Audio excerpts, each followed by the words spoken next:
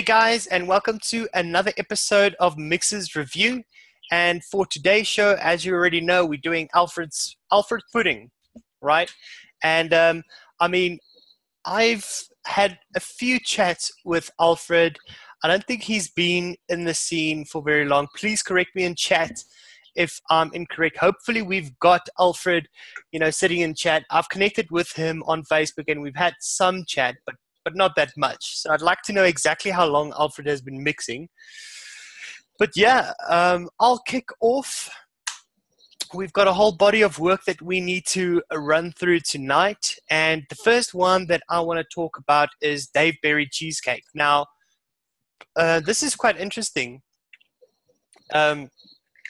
because, it looks like what happened here is the cheesecake base was created by Alfred and the strawberry base was created by ID10T Dave.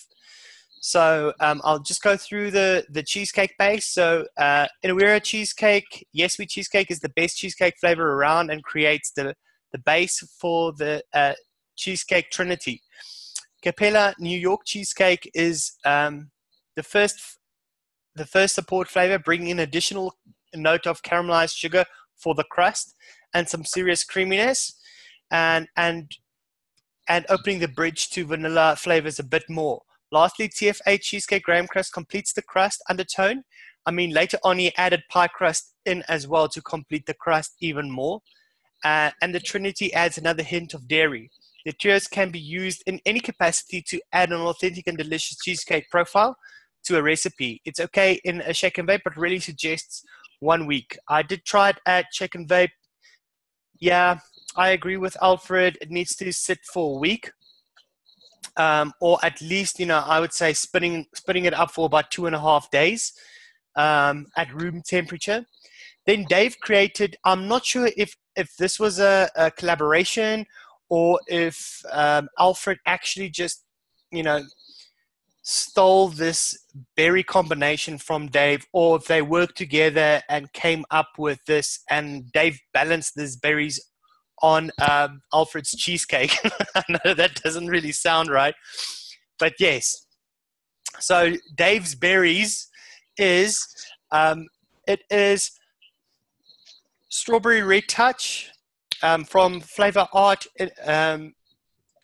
It is shisha strawberry from Inawera, and it is a strawberry sweet from Jungle Flavors. Now, kind of forget about strawberry ripe, forget about TFA strawberry, forget about strawberry sweet in any combination. If you are looking for strawberry jam, if you're looking for really cool strawberry, a syrupy strawberry or strawberry jam, just take this strawberry base right here because it is absolutely on point. So I'll read you through what Dave said. Groundbreaking and delicious. I agree with groundbreaking and delicious combination of strawberry flavors used in this. His description is more than sufficient. A unique strawberry syrup, a realistic freeze-dried strawberry FA red touch, and a candy strawberry that puts Cap sweet strawberry to shame. JF sweet strawberry. That's correct. This was used to create a semi-artificial strawberry topping for the cheesecake recipe. Now, if you think about a cheesecake with a strawberry topping, they normally have like a strawberry syrup and then they've got pieces of strawberry on there. So this is extremely realistic in that regard, so that FA red touch brings that realistic strawberry, and then Inawera shisha and JF sweet strawberry both together, I think, is creating the syrup. That's what I'm thinking, right? But anyway, so you've got the cheesecake base, and they mention it all in the description. So if you're looking for, we always talk about how important it is to go and read the notes and whatever. But here you've got two bases, and you can apply them in many ways. So yeah, this is the most beautiful cheesecake base. This cheesecake does not have like that tang to it. So, on some of the authentic baked cheesecakes, if you eat them, there's a bit of a tang to it. I don't like it if it's got, cheesecake that's got too much of that. I like them a little bit sweeter, so it takes away from that tang. So, for me personally, I really like how this is vaping. The base is coming nicely together with the dark note from New York cheesecake, as well as the pie crust that was additionally added, and the graham crust. So I can actually taste the base in there, but it doesn't distract me from the actual cheesecake and the strawberry topping.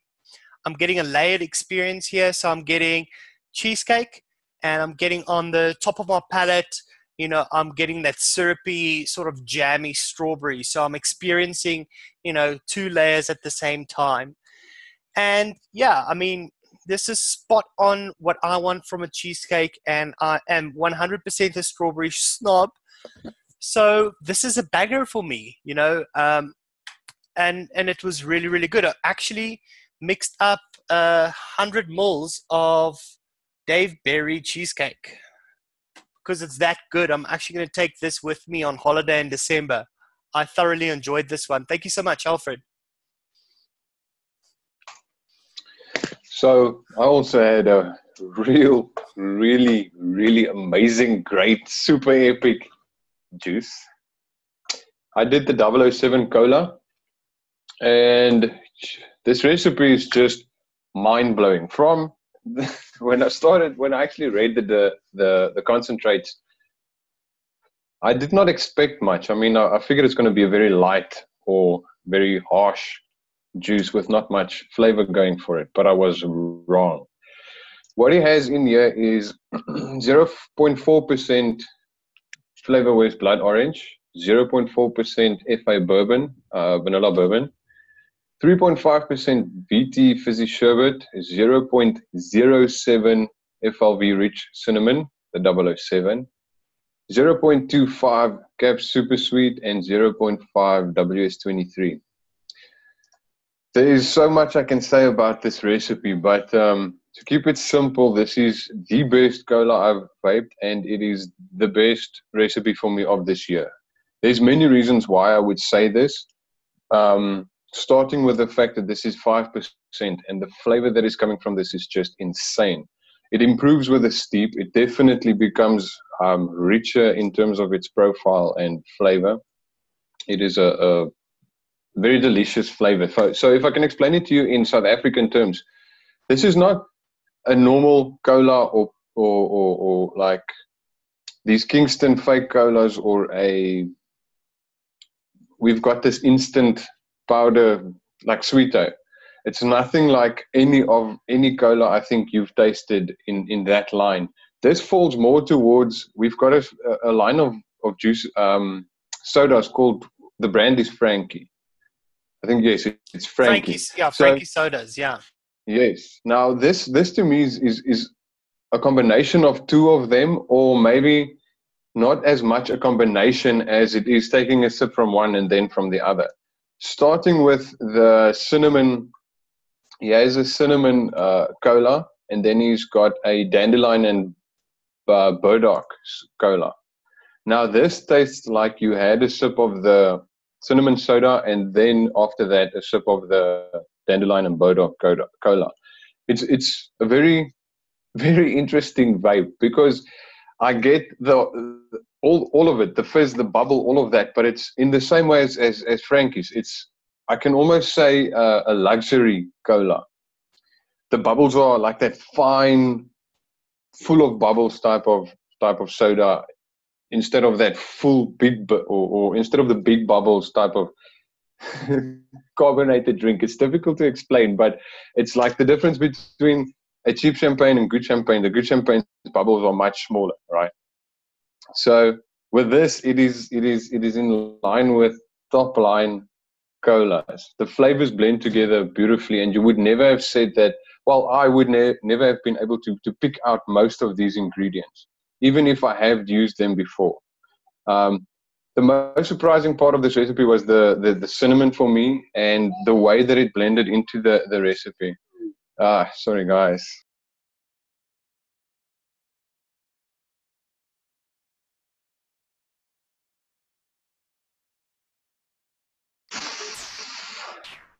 All right, so I'm completely even lost from what I was saying right now. You were talking about primo sodas, primo Coca-Colas, you know? Okay, so, man. All right, so best soda, best cola ever. It's in line with the Frankie sodas, so it's not your typical Coca-Cola branded soda or that style of cola, or even close to a Pepsi or anything like that. It's very much like a Frankie's cola, which is, in my opinion, unique. We don't have anything other or anything similar to the Frankie's cola here in South Africa, so that is definitely the closest I can put it. This recipe for me is brilliant because of the percentages and the way it's been put together. You can see by changing even the smallest percentages here, it would not be the same. It would not work the same as it has worked here. He does mention here another difference in my style is the application of vast amounts of information I have gathered. There are also many incredible resources on YouTube, and he continues to go into that. But I do agree with the fact that he's definitely used a lot of technique with the experience and the research he's done to put this recipe together. I actually never thought that this type of combination of concentrates would get anything close to a cola. I would never have guessed that. This is just brilliant for me. From percentage, flavor, and the way it's been put together, it is brilliant. Very, very well done, in my opinion. So if anybody is wondering what this new little banger icon is, you know, below our windows, that's if we rate something, you know, like a 5 out of 5, something that is going to go into our rotation. I mean, only at that level will we put down the banger icon. And, you know, I put it down for Dave Berry Cheesecake. Deets, are you going to smash it down there? Are you going to take it out? Slato. Definitely. This deserves that. I think this would be my highest rated recipe of all the ones I've reviewed so far. This is brilliant. It is definitely. Let me read you my comment. This is when I mixed it, and I made the comment 11 days ago after I hit the steep and actually tasted all tasted it throughout the steep. I mixed this up last night and tested it today. This blew my mind. Expertly crafted with superbly luxurious flavors coming from just 5%. A damn work of art to do what you have done. I agree with Mr. Burgundy. This is the best cola recipe I've ever tried. This tastes like the premium old-time soda we have here called Frankie's. This reminds me of the mix between the Frankie's Cinnamon Cola and the Frankie's Dandelion Burdock Soda. Well fucking done. This is 2018's best recipe for me so far because of everything from flavor to percentages and how this recipe is constructed. That is it. It is amazing. So banger. So definitely get your banger right. Yeah. Definitely. Let me get my banger out. I've got mine out also. So, Richard? Right. I mixed up. First one I did was the Holy Trinity ice cream, which is interesting because similar to the David Berry cheesecake, it mixes together two trinities. The first is the edible malfunction blueberry trinity. In this case, it's 0.25% FA blueberry, 1% Flavor West blueberry, and 1.5% TFA blueberry extra. Then we have a cheesecake trinity that is added to that, which consists of 0.25% TFA cheesecake graham crust, 0.5% Cap New York cheesecake, and 1% Inawera Yeswi cheesecake. Added to those two trinities, we've got the ice cream layer, which is 0.5% Savoy cream with 1% of TFA vanilla swirl, and then just topped off with 0.5% of WS23.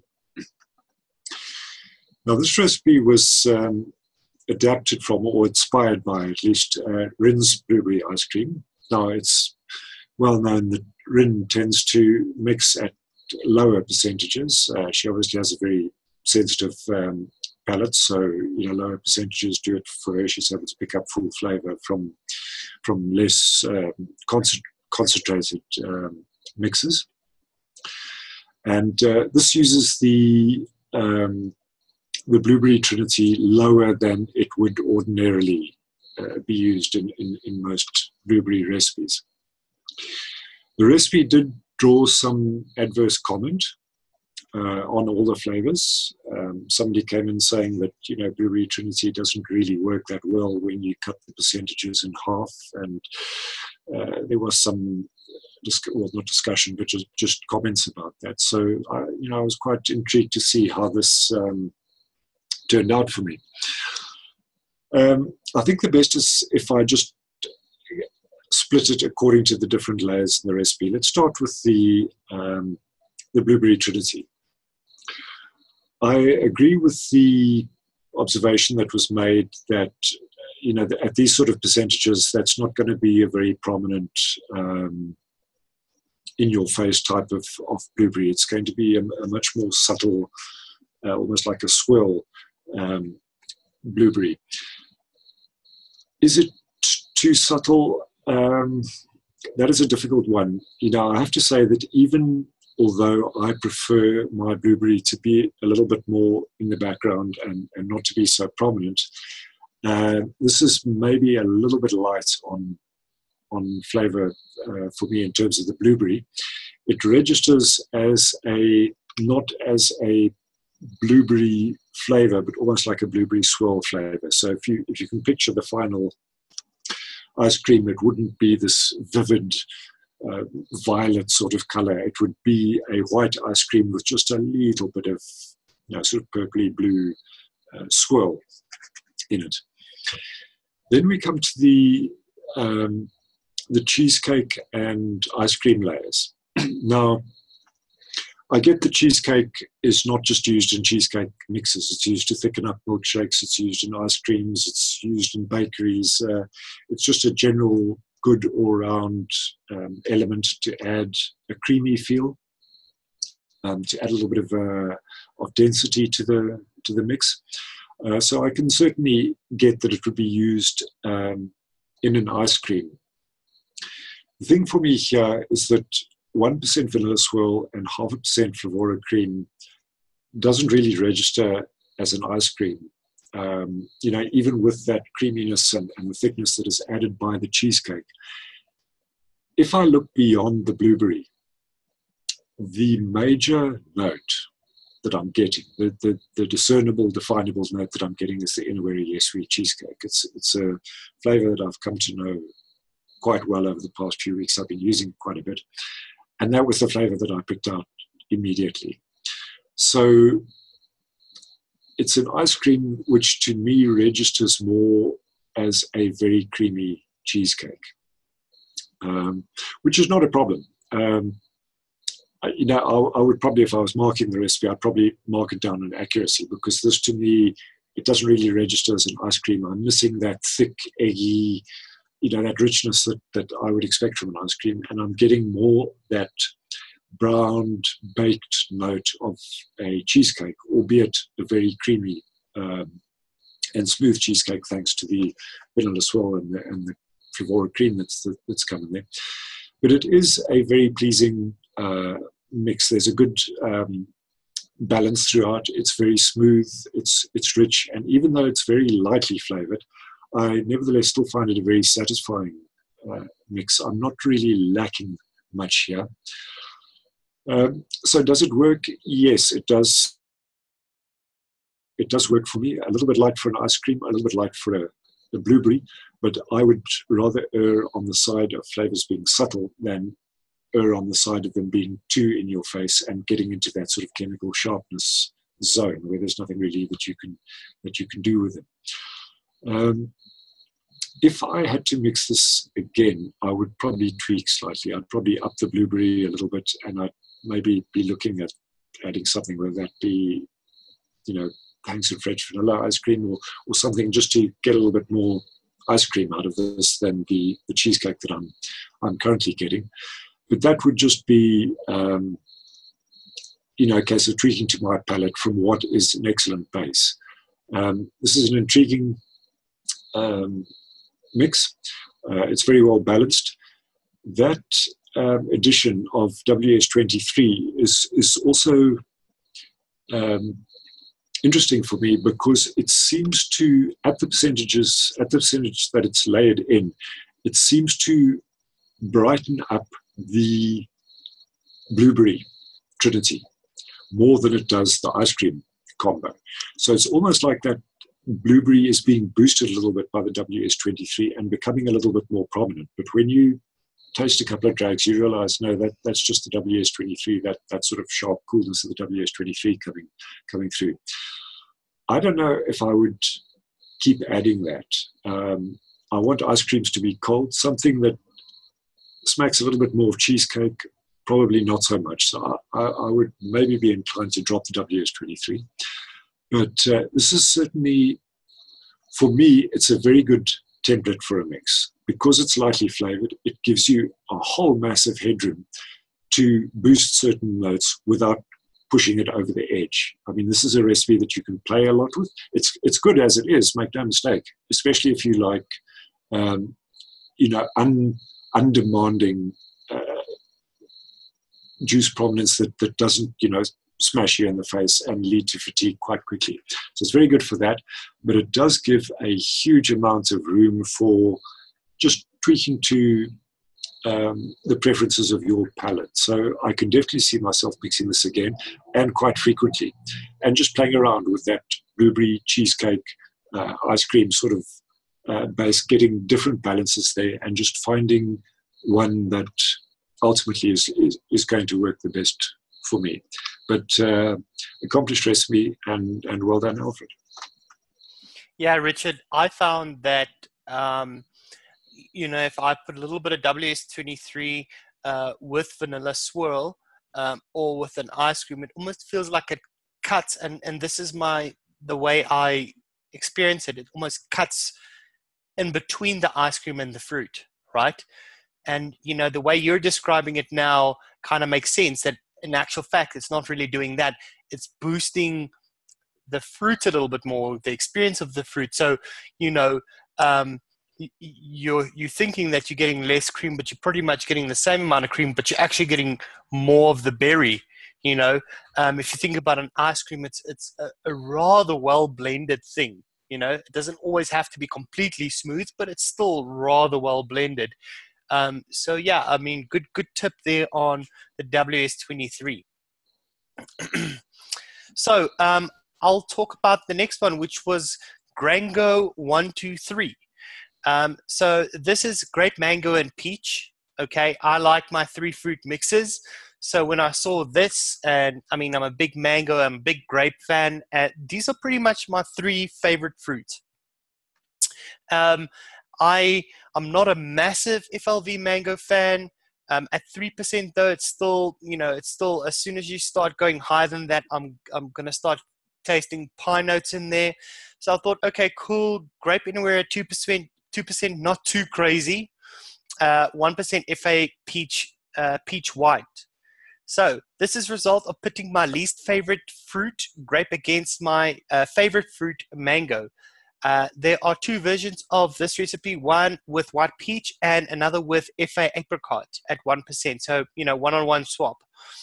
And after gathering some information from test subjects, both need to be included because they're awesome for different reasons. I'm usually not a fan of anything grape flavored, but this makes it work. It is also probably worth a shot if you're not a fan of mango. Okay, so 100% this recipe transcends. So I think there's a lot to be said about this. I think there's more to be done with this fruit combo. However, and this is a personal thing for me. I've used peach whiten here. I'll try the version with FA apricot Armina in here to see if I get it differently. But with peach white and with a lot of other peaches, I don't know what it is, but there's a harshness to it, right? So I have to kind of look past that because I'm a little bit sensy towards peaches in general. I do like where this is going. However, it's difficult to look past that harshness. I'm not sure if anybody is getting that. I'm going to try it with the FA apricot and then get back to everybody on this. Maybe even put a review down on this recipe. But yeah, I tried it. I think it transcends. It's a good recipe to mix up. I just yeah, it's difficult to look past that harshness that I'm getting from the peach white. Rich, did you mix up another one? Yes, I did. For my second mix, I went for Cap'n Burgundy's First Mate, which, as the name suggests, is a collab between Alfred and Mr. Burgundy. It's a cereal, so Mr. Burgundy is going to be right on point with the additions made to that. Let's just go through the recipe. It's 0.35% TFA brown sugar, 3% cap cereal 27, 1.2% FA cookie, 0.75% of Flavora cream, 1.5% OO cream milky undertone, 0.75% of FA forest fruit, 1.5% of strawberry ripe, and 0.25% of cap super sweet. Now, there's nothing terribly surprising in there. The cereal 27 and FA cookie blend is quite a popular template for a cereal. The Flavora cream and OO cream milky undertone is for a milk. And then if you want that sort of berry crunch type vibe, FA forest fruits and strawberry ripe is also, it's right ballpark. The one thing that does set this recipe apart from me is, when I looked at this recipe, what I was expecting was to see the nailed-in template of 0.5% Flavor West hazelnut and 0.5% of FA meringue to give that sort of malty, sugary element to the cereal milk that a lot of people are chasing. Instead, here they use 0.33% basically of TFA brown sugar, and that to me transforms the recipe. I mean, this kind of cereal and milk base I know pretty well, but this mix is quite different. What happens for me is that the brown sugar transforms this into a darker cereal. Most cereal vapes to me are kind of that light yellow, orangey cornflake sort of color. This edges more into a kind of all-bran brownish type color, and that must be the brown sugar. It's the ingredient that isn't used in these other recipes. I really like this. It certainly texturally, this hits the spot for me. A lot of cereal vapes that I try aren't really don't really work for me as a cereal. They're just too smooth. I'm not getting crunch from the cereal. For some reason, in this one, I can't imagine that it's the brown sugar, but it could be. But I definitely do get a better sensation of an actual cereal texture and an actual wet milk rather than just being a smooth cream. That cream milky undertone and Flavora cream blend comes across really nicely here. So as a cereal goes, the texture's on point, and that is halfway to where you want a cereal to be. Texture is really important in a cereal. The berry accents are very good. 1.5% of strawberry ripe and 0.75% of FA forest fruit. Neither of those is, very, very potent flavors. So I was a little bit worried initially that berry wasn't going to register very well, but it does. It cuts through the cereal and the milk, and you definitely get that berry crunch sort of vibe going throughout the vape. The cereal base balanced again very well with the milk. They're both there. The base is, or the cereal base is at the front where it should be, but the milk just underneath it and supporting it really well. So my only minor tweak with this, it was a little bit sweet for me, with the strawberry ripe and the forest fruits and the TFA brown sugar coming in there. That was enough sweetening on its own for me. I didn't think the cap super sweet was needed, so I would probably drop it out or leave it out when I mix this again. But other than that, this works well. It's one of the best cereals I've tried. Texturally, it's right. Flavor is good. Gets that berry crunch cereal really nicely, and also just pushes that cereal into a slightly darker realm, which is also where I like it. Probably my single favorite standalone cereal vape is TFA sweet cereal flakes, and that again is because it goes into that sort of darker brown, sugary all bran sort of vibe, which I prefer to just the bland Rice Krispies or cornflakes or fruit circles of most of the other cereal bases. So yeah, it's not, this recipe isn't madly innovative. It doesn't do things that no cereal has done before it, but I think that the usage of the TFA brown sugar instead of the meringue hazelnut combo, which would ordinarily be expected in a vape of this type, certainly does transform it. It gives a new take on it, and I think it works really well. So once again, to both Alfred and Mr. Burgundy, really good recipe. Thank you. Cool, guys. Anything else? Nope.